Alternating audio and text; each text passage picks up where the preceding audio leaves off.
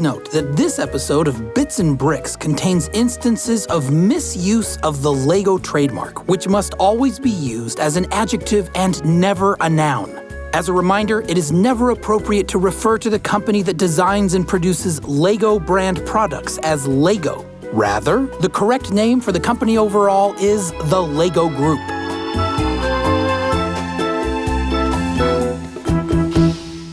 I hope that was severe enough. Was it severe enough? We get? Yeah, that was great, Ben. We got it. All right. On with the show. Bits and Bricks. Welcome to Bits and Bricks, a podcast about all things Lego games. I'm Ethan Vincent. And I'm Brian Crescenti. Together, we look back at the rich 25-year history of Lego games, chat with early developers and seasoned studios who have all tackled the creation of video games for one of the most popular and respected toy companies in the world, the Lego Group.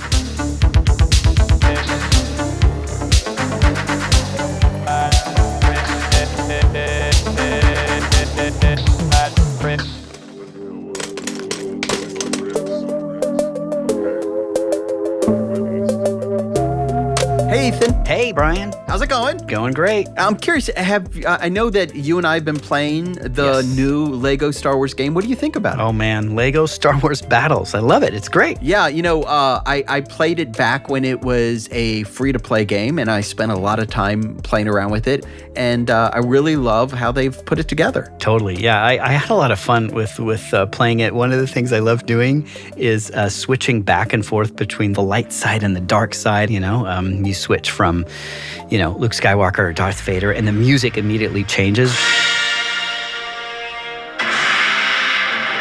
And I also love that excitement and anticipation right before you go into the arena. You don't know if you're going to be the light or the dark side, and it's just been a really cool game to play and get to know better. Yeah, it's neat. If you haven't played it yet, you should check it out. It's basically you're sort of set up to play against another player. One plays the light side, one plays the dark side. Yeah. You have little towers, and you're basically trying to capture land and destroy the other person's base. And it's chock full of lots of references and of course that delicious TT Games humor. Totally. I mean, there's a lot of fun jokes in there, in between there. I don't know if you saw those, Brian. There's these dad jokes that are kind of implanted. One of them is, what is the internal temperature of a tauntaun? Yes, I am all about the dad jokes. If you know me, you probably know that. You know what the internal temperature is of a tauntaun? No, what is it? Tell me. Lukewarm. That's so stupid. I know. It's so stupid. I'm going to steal that, so I'll be making that joke later today. Yes, please. Yeah, and of course, we haven't just been playing the game. We also got a chance to chat with the TT Games folks in Brighton, England, the developers behind the title, about how they came up with the idea and its more than 3-year voyage from concept to Apple Arcade title. And don't forget that in that time, there was nearly a 2-year soft launch, and then the game was closed. It's quite an odyssey. Yes. It all started not too long ago, or really not that far away. Oh, Brian, here we go again. Dad jokes. Yes, all over. Okay, fine. It all started back in 2017 at a service station on the M25 motorway in England. Tom Stone, one of the founders of TT Games, rang up Jason Avent, who he knew from his work at Electronic Arts, to talk about starting up a new studio. Jason has this long history in game development and some experience with running a studio in Brighton, England in particular. After his time at EA, he went on to Climax Studio as the game director and then became the game director of Disney's Black Rock Studio. In 2011, after the studio shut down, Jason founded Boss Alien in Brighton, bringing with him a bunch of the developers from Black Rock. Boss Alien, which created the incredibly popular smartphone CSR racing games, was sold to Natural Motion Games, which in turn sold to Zynga. So Jason said when Tom came to him, he wasn't quite sure if he was ready to run a studio again, let alone someone else's studio. But then came that meeting with Tom at a gas station alongside the highway. Originally, I wasn't planning to start a studio or get a job with somebody else. The plan was to maybe wait for a little while, enjoy semi-retirement. This is Jason Avent speaking. And he talked me into it because I've always loved Lego and Star Wars. And he said that there's a good opportunity to work with both of those IPs. And I thought that was really exciting. So in the end, I kind of got convinced to start a studio. So we're affiliated with TT Games, and we were working with Playdemic developer and publisher for Golf Clash. So we were working with them on the mobile side and with TT on the IP side. And then gradually we kind of developed our own relationships with Lucasfilm and the Lego company. And we developed it independently. Jason set up what was then called TT Brighton. Designed to create smartphone games from the bottom up, it opened in January 2018. The studio knew almost immediately where it wanted to set its first game, the brickified universe of Lego Star Wars. I mean, Lego and Star Wars go really, really well together. And Star Wars is one of the biggest properties on the planet. And it's personally very exciting for me and many of the people on the team. So it was the obvious choice for the game to try to do first, because if we're doing something quite new for Lego and Lego IP games, we best off start with trying to lower the risk by using the biggest properties. Once they settled on the property, the next step was figuring out what sort of game they wanted to make. Chris Bowles, who became one of the creative directors at TT Games, said Jason approached him with a compelling offer. Jason had kind of come to me and said, I think there's a chance to work on a game you might be interested in. And at that point, I didn't really know what kind of game might turn my head from the game I was currently on. But then he said, I think it could be a Lego Star Wars game. And I kind of went, okay, wow, you have my attention. And he was putting together a studio in Brighton. Now, I was living in Brighton, but commuting to London at the time. So obviously the appeal of not getting on a train to commute every day was appealing. But obviously with Lego Star Wars being the brand, that was something really exciting. So we knew that there was an opportunity to make a Lego Star Wars game for mobile. Now, there'd been iterations of Lego Star Wars games before, but they'd been ports of previous console titles. So there was an idea around, obviously there's a huge amount of Lego Star Wars characters to draw on. The idea of there being some sort of utilizing these characters and these Lego minifigs in a kind of PvP battle arena-based game. You could visualize it when someone pitched that at you. You kind of see how that would work. So there was a very rough outline of what that game could look like. So Jason and I kind of sat down and broke down what we thought the core pillars would be for a game like that. With the idea sketched out, the team put together a video presentation to show Lego Games and the Lego Group what the concept would look like in action. The video showed players plucking minifig characters off of a digital card, dangling them over a playfield, and then dropping them into the world of the game. Once on the battlefield, the minifigs would come to life and start fighting. Vaughn Wallace, the Lego Games product lead for the title, said the game was very appealing to the Lego Group, not just because of the mashup of Lego bricks and Star Wars, but because it would appeal to a broad audience. So it definitely made a lot of sense for us to develop another Lego game that was targeted at adults. But the 10 to 14-year-old demographic was also interesting because that is also a time when we traditionally see boys moving away from Lego products. And this was a great way for us to say, hey, well, actually, we can actually engage this slightly older boys demographic at a time when they might be typically moving or starting to move away from the product with something else, with something that they would find interesting and appealing. So that was definitely one of the selling points of this game. The Lego Group loved what they saw and gave the project a green light. Now it was up to the developers to breathe life into the concept. TT also leaned heavily on the expertise of the folks at Lucasfilm Games. Jason said they usually have loads of ideas at the studio whenever a team starts on game design, because at that point, anything is possible. He views this early stage of development as an ideas funnel, but as you start to put things together and make your decisions, he said, your options naturally reduce. So that's the process I'd say you go through during the first 6 to 12 months of any game production. And in this case, the size of the map was one thing because it creates, having more play space kind of makes it more interesting, and especially in a strategy game, because if you're focusing on one corner of the map, somebody could be doing something interesting and dangerous over the other end of the map. And so strategically, it's quite interesting then to have that balance between you having to manage what you're doing here, but also keep one eye on what your opponent is doing so that you can perhaps build things that respond to the things that they're building. And that was one of the aspirations that we had. It was too complicated, I think, really. If we were honest with ourselves, it's too complicated for a mobile game. where you want the battles to be 2 to 3 minutes long so that people, can fit them into the gaps in their day.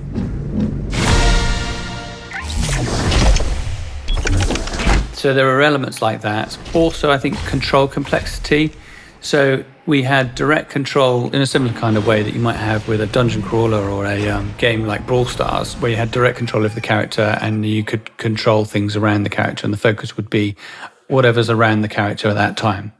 And that means you need continuous control inputs, which is quite demanding for a mobile game. And that combined with the big open map, it just proved to be a bit too much, I think, for people as we play tested it and thought it through. So those two vectors kind of were reduced down as we went down the ideas funnel. So now we still have a degree of control over the hero characters in the game, because each hero character has a different hero ability that recharges rather like it would do in a MOBA like League of Legends. So you bring the character in, then they walk up the screen towards the enemy base and towards the enemy troops, and you get to choose when their ability is triggered. And the strategic impact on the game is very, very high. So it's quite good value. So even though we've ripped out direct control of heroes, actually you get the essence of what the hero needs to do and how each hero is different from one another, and strategically what impact they can have on a battle. But it's down to one button now, one button at a timer, which is great for mobile design. And the same was true of the buildings. I think in one of the prototypes or one of the videos, we had the idea that you could build wherever you wanted to on the map. But that creates too many strategic possibilities, which makes balancing really, really, really difficult. So now we have build pads in the arenas, and you have to take a troop past the build pad in order to claim it. And then you can build a tower of one of two choices that you put in your deck when you start to give you strategic advantage and to push the battle line up. So you get the benefit, say it's a flame tower, it's got an area of effect damage, or it might be a shield tower which shields itself and draws fire, or it might be a droid factory that kicks out a droid every couple of seconds. So you get to choose what type of strategy you're going to play based on which tower pad you're going to capture and which tower you're going to build there.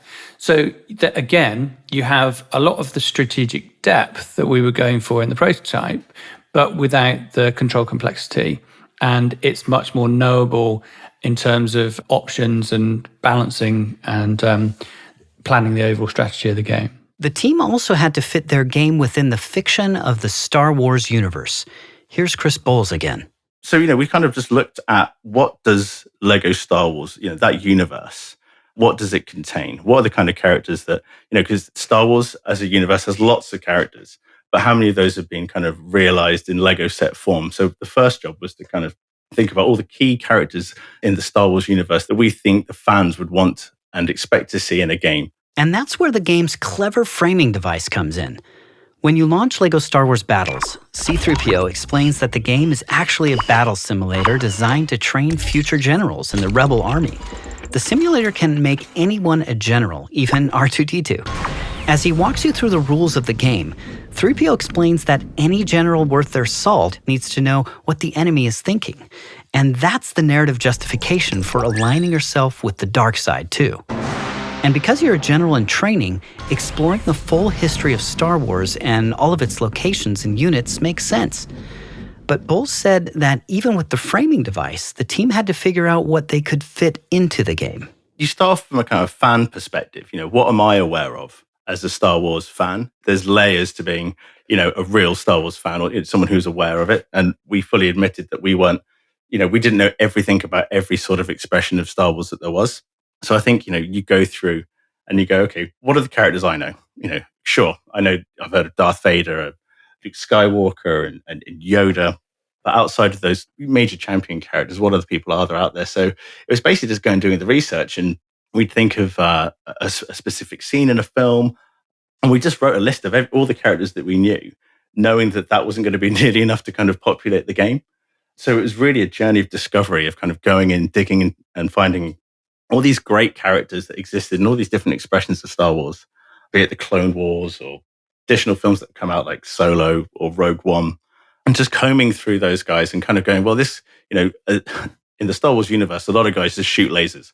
So just having people that did all the same kind of actions wasn't helpful. So being able to kind of differentiate between troops that could potentially be used for melee attacks or troops that may occupy the air in the battle was kind of important. The developers knew they couldn't create a game where Luke would fight alongside Darth Vader. There had to be a division of armies. And once that division was created, Bowles and his team needed to balance each side's troops while still giving both sides unique units. This concept of light side versus dark side, and it's not always as clear cut in the movies. So one of the earliest ideas that we had at the very beginning of the game was this concept of a spinning medal that would occur during the matchmaking that would land on either light side or dark side. This would determine the army that you then used in the subsequent battle. So that idea itself kind of was the foundation, a seed of kind of going, okay, so now we're going to have to let's have a light side deck and a dark side deck. And, how do we deliver these cards to the player during the early part of the game? How do we divide these troops? How do we decide who's a light side or a dark side unit? That was a really interesting part. And that was definitely one of the early parts of the game that a lot of the game kind of sprang out from. Armed with the idea of two sides, two armies for players to fight with, the team set about selecting which characters would be used in the games. They built the game entirely with pre-existing LEGO Star Wars minifigs, with few exceptions, according to Bowles. Now, we tried to have not always a one-for-one match across the two army types, but we had a flame trooper on one side, and we needed something to kind of balance out the light side. Now, there is a clone flame trooper that exists in the Star Wars universe, but had never been realized as a minifig. So our artist kind of created the 3D render. We then submitted that to Lucasfilm and to LEGO for approval. And just to see that sourcing that character, because it needs to fit a certain role, and then seeing that become realized as a digital LEGO minifig that fitted in was really excellent. And especially when you've got these two big IP holders with Lucasfilm and the LEGO group, getting them both on board and both agreeing, and then seeing that troop being played in the battlefield was really special. Another amazing addition to the game, one you might not normally think of in a game of light versus dark battles, are the adorable porgs. But they work really well in the game. Jason explains how the idea came about. We got some Lego kits as part of the partner program, and one of them was a giant porg. And one of our programmers, his granny, gave us a little hat, a little woolen hat, and it ended up being on the top of this porg. And I think that might have been the creative inspiration for porgs, because it's this giant thing right in the middle of the office that you kind of chuckle at when you walk past it. Well, initially you think, porgs are kind of defenseless and they're not going to be able to harm anyone. And then you think, well, no, but that's funny, isn't it? And that's what Lego brings to the Lego Star Wars brand. I think comedy, humor. It allows the characters to do things that they're a bit too serious to do in the films and the normal universe. It sort of supercharges it with a bit of comedy, a bit of tongue-in-cheek slapstick. Chris said the team is immensely proud of how they incorporated the space puffins into the game. It's such a cute character when you see it in the movie. The idea of them, working together as a group to take down Darth Vader it's compelling. And they have their trademark screech. And it's just something that, it wasn't the first thing out of our head, but when one of the designers pitched it, we kind of went, yes. And there is a little minifig, and he is tiny and cute. But, once you start playing the game and you see, 6 or 7 of them absolutely destroy an AT-AT, it's just really satisfying. And I think that in itself kind of encapsulates Lego Star Wars, So it was something that we were really conscious of ensuring comes through in Lego Star Wars battles. And the porgs are a great example of that. The team, which was new to the TT Games fold, also had to nail the charm and humor of TT Games' back library, something Bowles said that the games from its sister studios were known for. Getting that humor right wasn't nearly as difficult as making sure the players could see the humor on their relatively small phone screen. The camera is quite far away from the action, and we're using animations to kind of convey this humor and charm. We had to look for other opportunities in the game to kind of bring this humor and charm to the forefront. So, for example, on the home screen, we made it so that there's a huge version of the champion character that you're using in one of your decks, Luke or Darth, and they're there animating on that home screen when you boot up the game. And they're performing actions which are humorous. You go through the decks and you look at the card info screens, you see the full-size models, full animations. They're animations that you might see on the battlefield, but it's just too far away. So finding opportunities to bring that through. And more recently, we've added 3D emotes, or 3D motes as we've called them. So whereas traditional games kind of use these 2D elements, we've really kind of thrown our hat into the ring and said, look, how can we better this? So we've got these 3D emotes that spring up. And again, Darth Vader force lifting a porg and tossing him away as an example of just one of them. And that alone has given us another additional avenue to kind of bring that human charm through. The studio also had to figure out a way to make money with the game. And since it was destined for smartphones, the most obvious choice was the free-to-play model. But that gave LEGO Games pause. The area where we definitely had some questions was around the business model. This is Von Wallace speaking. Because a lot of the previous titles that the studio had developed before it became TT were these big free-to-play game experiences. And we had a big question around, okay, well, what is a LEGO free-to-play experience? It's not something we had really done. Of course, now we have some free-to-play games out there, right? We have Lego Tower, we have Lego Legacy. But at the time, again, the development of this started a fairly long time ago of Lego Star Wars Battles. At the time, this was new territory for us. So there was a question, okay, well, what does a free-to-play game here at the Lego Group actually look like? What would be an acceptable version of that? And how can it be done in a way that the game and the model is in line with the LEGO Group's values, but then is also allowing our partners to make a sustainable business? So that was a really big question. So I think we spent a lot of time at the beginning of development just talking around that. Jason and his team, coming from a long history of success in the mobile games market, had experience with free-to-play, but they also understood that the LEGO Group may not be open to the same format they've used before. Well, we didn't have any of these restrictions when we were working on CSR Racing and CSR Classics, and those were blue-blooded free-to-play games. I hadn't had any experience of catering to a child audience, and there are significant differences. And in fact, in the 3.5, 4 years that we've been working on this game, a lot of the regulations have been firmed up around protection of children and creating products for children on free-to-play and digital in general. So I've been learning it as the industry has been learning. You have a kind of assumed child audience, which means that you're not really, regulations kind of stop you having any social interaction. So you're not allowed to talk to one another because obviously that's slightly dangerous. The LEGO Group looked very closely at what would make the most sense and be the most appropriate monetization model. They wanted, Von said, to ensure that a game that might be played by younger children, even if it wasn't aimed at them, was safe. And that opened up an important discussion that had a big impact on the company's future mobile titles.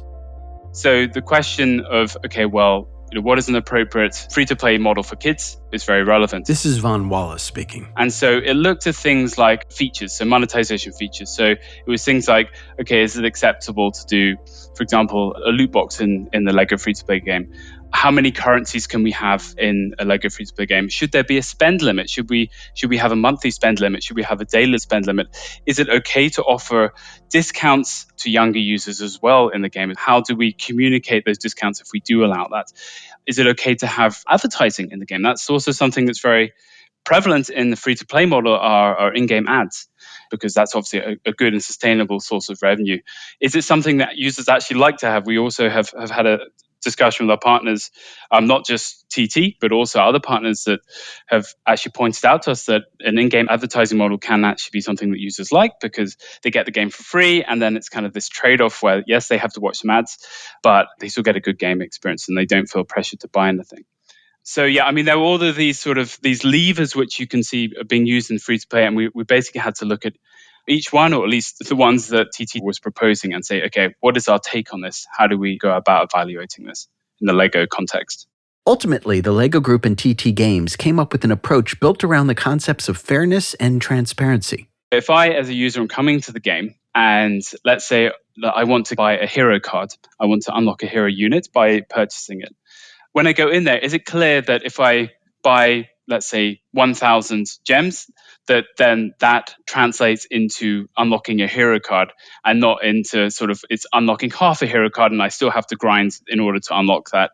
I think one of the things we see in free-to-play games is that they tend to bundle up a lot of different stuff together. So it could be 100 gems, 300 coins, and then some upgrades, diamonds for a particular unit, and it's not very clear as to what you're buying. I think even as an adult, you come into these games and you're kind of like, well, I'm buying something and it looks like there's a hero on the bundle that I'm buying, but in the end, you often are actually not purchasing what you think you got. And so it's quite confusing at the beginning. So we really wanted to make it very clear in terms of communication and simplicity of the business model, what you could actually purchase in the game. I think another area was in-game advertising. So I think in-game advertising was a fairly long discussion point. I think in the end, we did not feel comfortable with in-game advertising because we felt that it potentially could lead to patterns of addiction, meaning that the most popular advertising model in free-to-play games are incentivized ads. So you go into the game and then the game says to you, okay, do you want to restart? Do you want to restart the game, or do you want to continue the game? Or do you want to earn an extra 100 coins? Just watch this ad and then you can get that. And I think that is a concern for us because we kind of felt like it wasn't really integral to the core loop of the gameplay, but it was this thing that was basically tempting users to just click on one more time and just creating a sort of a pattern, a habit-forming pattern that we were uncomfortable with. So with in-game advertising, we actually took the decision to not to actually put in-game advertising in the game. Jason said both groups put in a lot of time researching and discussing the issues with fairness and transparency as guiding principles. There were a lot of negotiations and there were a lot of sort of study groups. We'd go off and do some research, they'd go off and do some research, and we'd pull that together and sort of discuss the findings. In some ways, we were kind of trying to predict what GDPR and COPA would say. In other cases, Lego were a little ahead of us in that they've dealt with a lot of these issues before, so we deferred to them. Sometimes we took those judgments and did our own research and were able to kind of modify them and move them on. So, the Lego company are quite progressive, open, fair, and they've really been a great partner to work with in this regard and many others. So everything had to be checked against this concept of making it fair and transparent, which I think then, it allows parents to still trust the mobile game, trust the free-to-play game. Vaughn said that the hard work didn't just set the rules for LEGO Star Wars Battles. It also helped to solidify the sort of approach the LEGO Group would ask other developers to take on future free-to-play mobile games. I would say our discussions with the TT group were really instrumental in us sort of forming, our first draft of this is what a Lego free-to-play game could be. These are the things you need to take into account when you're designing your features. So yes, that definitely informed the work that we did for later titles like Legacy and Tower, I think it was. So yeah, it was super valuable exercise for us. It would also, it turns out, have a significant impact on the evolution of LEGO Star Wars Battles years after its soft launch. A soft launch is like a beta test for a mobile game. A studio releases a game for a large group of players to essentially stress test the game, and the developers can tweak it before rolling it out to bigger, more important markets. LEGO Star Wars Battles arrived in India and the Philippines in September 2019 after a year of development. Months later, it was rolled out to a few other markets like Canada and Denmark. Typically in this process, once a game hits the sort of engagement a developer is looking for, it is then rolled out to the rest of the world, or at least most of it. TT Games and LEGO Games soft-launched Star Wars Battles to test the gameplay and get feedback from as many players as possible. Chris said the earlier you get feedback, the quicker you can react to it. The version of that game that went out initially is wildly different. We learned that Battlefield was initially much larger and the camera was further away because of it, which meant that you couldn't really see the action. Readability of the troop-on-troop action was hard to make out, which isn't helpful in a game of its type. And that time to the first engagement of I put a troop down, your opponent puts a troop down, when they meet was a little long. So, reducing the size of that battlefield, bringing the camera in, increasing the rate at which the battle starts was something that we learned really, really quickly. Obviously, when you've got a game that contains all these different types of characters in a battle simulation format, there's a lot of tweaking to do to kind of ensure that it's balanced. We could see we were getting data on which troops were overpowered, which troops were underutilized. We don't want there just to be a single deck, a single meta that kind of evolves, especially in the early game. So a lot of work went into kind of doing that troop balancing. And we, obviously with again at this, it'd be looking at session length and kind of retention figures, things like that. TT Games worked closely with a playtest company to get deeper stats and more clarity on play issues early on, Chris said. The service even allowed players to narrate and record their experiences as they played. As is with any game, the more user testing and feedback you get, the better. Test often, regulate often, and incorporate the feedback you get. And it's always the way. It's never the stuff that you're worried about that comes through. It's the stuff that you think is a banker. It's stuff you never even thought about that will come back to bite you. So a lot of work was done with the onboarding of the game, like the players' first 10 to 15 minutes. And it was really eye-opening to see the mechanics that players didn't get the first time they played the game. And a lot of that comes from, as a developer, you're testing these mechanics daily and you just become blind to some of these things and things that you think are obvious. A new player just isn't going to get. So it was really interesting for us to see mechanics that we just thought were a given, players just completely not understanding at all. So we'd spend a lot of time ensuring that looking at ways to kind of communicate and educate the player on these core mechanics without throwing up 100 text boxes in their face in order for them to be able to understand it, because no one reads text boxes, they always spam through. Chris said those early days in soft launch provided not just key learnings, but big challenges about how they could improve and push the game to become what the team envisioned when they first put together that demo video for the LEGO group. There's definitely some moments, key swing moments in the game. I think one that definitely comes to mind is in the initial version of the game, the camera was a lot more top-down, looking down on the action. And, we sat with that version for a good 3 or 4 months. And in the editor that we're using, you've got the actual game scene viewer on one screen, and you've got the environment on the other. And all the fine detail in the animations and the artwork was being totally hidden by the camera being so top down. Jason was just like, look, should we just try moving this camera and change it to be a bit off angle? Which we did, and it kind of sounds obvious in retrospect, but at the time, especially with a game of this type, when you're working on margins as a player of a certain pixel here or there is the difference between hitting a troop or not hitting a troop. There was a nervousness to kind of moving a camera so dramatically, but as soon as we did that, the whole world came to life. The whole 3D aspect really shone. And with a game like this, where having that many 3D troops on the pitch was quite a technical achievement. A lot of games kind of use sprites, and it's something that we set out as a team to say, look, we think we can do better. And moving that camera, it had such a dramatic effect, but it made us we had to go back and change a lot of the UI. We had to ensure that troops that used to be visible with the previous camera, who are now being hidden behind towers at a certain camera, we had to come up with systems to kind of display their location without it being too obvious. It affected a lot of things, and it increased the amount of work we had to do, but it was totally worth it. And everybody could see straight away that it was the right way to go.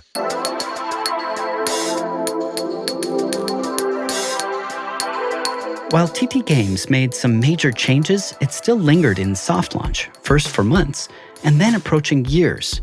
Vaughn said the game's unusually long soft launch happened, in part, because there was so much belief that LEGO Star Wars Battles could be great, but it wasn't quite proving itself. So there's a belief that this game really could do something, could be a game that people would really enjoy. And so I think everyone was reluctant to close it down. And so, the process of soft launch is that you go into soft launch and then you set your KPIs. And those KPIs are things like day 7 retention. So how many users come back after the 7th day after downloading it. So the general approach is that you try and hit those metrics.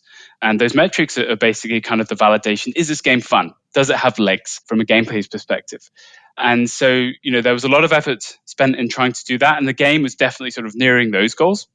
And then sort of the other bit there is then you also start testing it doing some small user acquisition campaign testing as well to sort of see how the game resonates with users.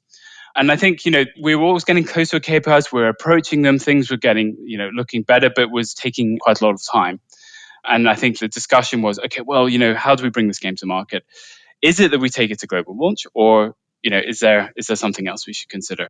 As the team wrestled with those questions, they continued to iterate on the game, tweaking things like the ranking system and leaderboards. Then a promising new opportunity arose in November 2020, a bit more than a year after the game's initial soft launch: Apple Arcade. Apple's monthly subscription service strips away external monetization. Players don't need to buy a game or app or contend with in-app purchases or loot boxes. Instead, they can play any game in Apple Arcade for as much as they want for that single monthly subscription fee. Jason said he thought it was a perfect fit. I remember Jason coming and saying to us that, Apple are really interested in bringing this to Apple Arcade. This is Chris Bowles speaking. And it's not something that's a team that we thought about before. And the more we sat with it, the more we kind of liked that decision. Apple Arcade, dominantly short form narrative art house kind of games, whereas this kind of games as a service type game, there wasn't many out there. We really felt that we could put a mark in the sand and be those guys. Apple were really keen to have Lego and Star Wars. It just seemed like a great fit. And with the fair and transparent approach to kids gaming that Lego are all about, not having microtransactions in the game, allowing players just to progress at their own pace without feeling the need to spend was something we felt really important. Vaughn said the Lego Group also loved the idea. This is a game that has huge reach, right? The free-to-play market is hundreds of millions of users. And of course, Apple Arcade is not on the same scale, but that doesn't necessarily matter because, again, we've launched 2 games on Apple Arcade and we've had great experience with like that. So the volume is not everything by any means. So for us, based off the experience we'd had with Apple Arcade of having launched 2 games on there as a publisher, we were totally on board with moving to Apple Arcade. With the decision made, TT Games now had to take a game that had been live for more than a year, that was designed as a free-to-play game, and remove it from the App Store, rebuild it, and relaunch it. So in May, the developer announced that LEGO Star Wars Battles would be closing, and that it would no longer be available after July 1st, 2021. When you have a player base... This is Chris Bowles speaking. ...who engage with your game daily, and you're about to pivot, as a human and as a player, as a gamer, you're aware that it's probably not going to go down well. And when we did close the game down, we knew we were going to Apple Arcade, but obviously we couldn't communicate that to the players, so which is a shame. It would have been great to deliver that message at the same time, but it's just not possible sometimes, It's the way it is. Then in August, LEGO Star Wars Battles returned. On August 30th, the developer announced that the mobile real-time strategy game would be getting re-released as an Apple Arcade exclusive in September. And it hit just this week, but getting there took a bit of work. Typically, the biggest change that comes when a free-to-play game makes the leap to Apple Arcade is having to strip out all of the game's monetization methods.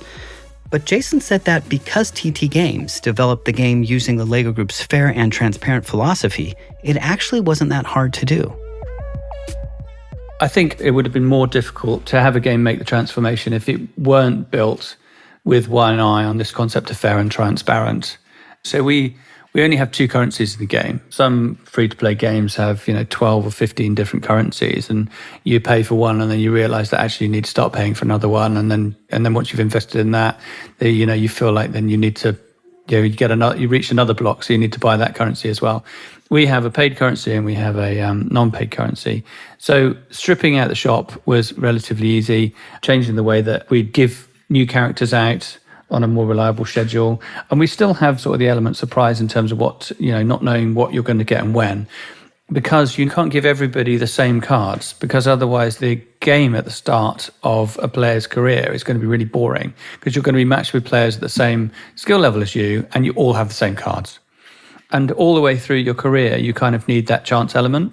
So we kind of benefited in some ways from the free-to-play element of having these sort of surprise giveaways. Oh, I'm not sure what I'm battling through this. I'm at the end of this battle. I'm not sure what I'm going to unlock. That's the way that the game kind of works. So from the point of view of making sure everybody doesn't have the same decks, and nothing had to change. Nothing had to change in terms of the distribution of the characters. It was really a case of just stripping out the shop. And given that the economy was relatively light touch for a free-to-play game, because we wanted it to be fair and transparent, it was much simpler than it may otherwise have been. Because LEGO Star Wars Battles was offline and being retooled for Apple Arcade, Jason said the team also decided to rework other elements as well. You'll get more of the characters more quickly. You'll have a broader roster of heroes more quickly. We had hero tokens so that you can earn from different events. We've got an event system that is much better formed now. I think we're going to find ways of helping players to compete and go up leagues. That's on the roadmap. And there are some new characters that people will have not seen yet. There's quite a lot to see. The structure of the game is different as well. So if somebody's played the free-to-play version before, I think it's still worth giving this a go, because it is a very different approach. And I think it's quite fun. It feels very different. Certainly the metagame feels very different. Chris said that bringing the game to Apple Arcade also meant that it had to work not just on the iPhone, but the iPad, the Mac, and the television with a controller using Apple TV. That in itself is a bit of an achievement when you think about converting what has been primarily designed as a touch screen, touch interface game to work with a controller. So the game Lego Star Wars Battles does work with all supported controllers on Mac tvOS. And it's one of those things where you go, okay, we have to support tvOS. Gosh, we have to support a controller. How is that going to work? And then going through and playing the game with controller, again, it's just another set of it poses so many challenges that we have to overcome. And it plays brilliantly. And that's one of the things we're really proud about the conversion and going over to Apple Arcade is that you can now play it with a controller. So then as soon as you go to the Mac and TV, Macs and tvOS, obviously you've got these widescreen horizontal, landscape layout. Now, we can't just stretch the game environment to fit that because a lot of it doesn't exist because of the form factor of the devices. So it does give us the opportunity to increase the resolution. And one of the things we really wanted to do is to kind of bring those Lego champions that the player is collecting and playing with to the forefront again. So as you're playing a game, we'll display the Lego champion that you're using on the left-hand side of the screen and the other Lego champion that's in your other deck on the right-hand side of the screen. And these update as your decks change or as you change your deck. So it's kind of live and organic. And then we're going to be increasing just opportunities to move some of the UI that can become cluttered when you're on a small screen interface. Having the opportunity to push some of this stuff out of the way and really let the camera zoom in closer is something that we've taken the opportunity to do. Vaughn said the LEGO Group is very happy with the result, which essentially turned a free-to-play game with built-in monetization into a premium experience tethered to Apple Arcade's subscription. I think TT have done a really wonderful job in converting the game into an Apple Arcade offering and into a non-free-to-play game. And I've played the Apple Arcade version as well, of course. And I have to say, it's just as satisfying. They focused in on the progression system. They focused in on the AI and making sure that their bots can handle games with users early on in the game and also when there aren't necessarily enough users to play the game again. Because the game is going to Apple Arcade, I think it's not always certain that there's going to be other users at your specific skill level that you can play against. So how do you handle that? So that was also an area that the team focused in on. But, I think they did a great job on that. I can barely tell the difference. I'm not the world's best PvP battle player, but that said, I've been super impressed with the way that they've actually converted it to a premium game, essentially. Again, the shutdown of the game, we weren't able to give the users a lot of information, and maybe I think that is a learning for us. How could we have maybe handled that a little bit better? That's one thing. I think maybe another thing is that Apple Arcade is this great platform, and it's a great platform for many different types of games as well. I think that's also been something that's been interesting for us. And then I think just overall, this isn't related to Apple Arcade itself, but I think overall for me personally, I think it's been a really interesting journey in terms of discussing, okay, what is a great Lego game in terms of business model? What is the right business model for Lego? What is the right way of doing social features in a Lego game? All of these difficult questions. I think this was one of those games that really sort of helped us to sort of start having those discussions and start outlining a framework really where we can have these discussions internally, with our child safety team and so on. So I think that has been probably the biggest learning for me with this game.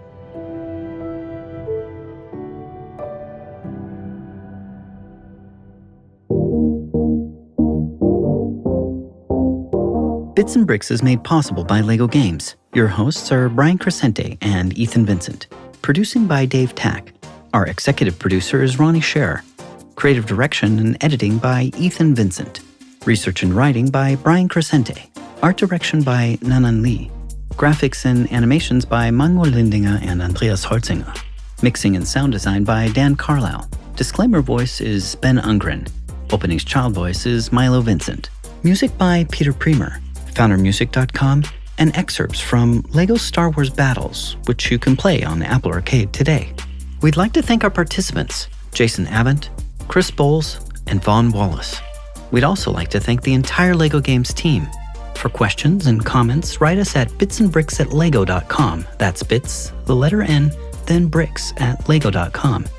And as always, stay tuned for more episodes of Bits and Bricks.